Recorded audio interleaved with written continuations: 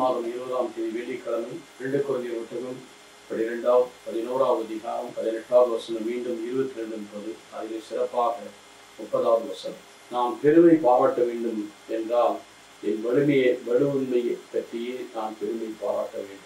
எனக்கு அருமையானவர்களே, அவர் தன்னுடைய பெருமையிலும் புகழிலும் ஆட்சியும் அல்ல. புனித பவுல் இதோ பல துன்பங்கள், பல துயரங்கள், பல அந்நிய அவமானங்கள், அவைகளெல்லாம் கடவுளுடைய வல்லமை பெறுவதற்கு ஏதுவாக அமைகிறது. எப்படி மனிதனுக்கு வந்த 1 பார்க்கவும் மனிதனுக்கு வந்த சோதனை அல்லாத சோதனை வந்ததே இல்லை. அதே போல 2 கொரிந்தியர் 12வது அதிகாரத்தையும் பார்க்கிறோம். நம்முடைய வலுமையில் தான் அவருடைய பலன் 10:9 பார்க்கிறோம். பலன் பரிபூர்ணமாய் விளங்குவது போல இதோ நாம் பெருமை பாராட்டு. அதனால்தான் வலிமையை தன்னுடைய வலிமையை பாராட்டுகிறார். இயேசுடைய வலிமையில் தான் சிலுவையை நாம் பெருமை பாராட்டுகிறோம். சிலுவையில் அருண்ட கிறிஸ்துவை தான் அவர் பெருமை பாராட்டுகிறார்.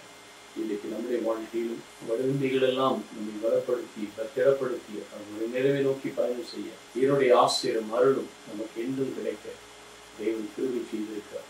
ஆண்டவரே, வலிமையில் நாம் சோர்ந்து போகாதபடி நிறைவை நோக்கி பயணம் செய்ய நன்றி.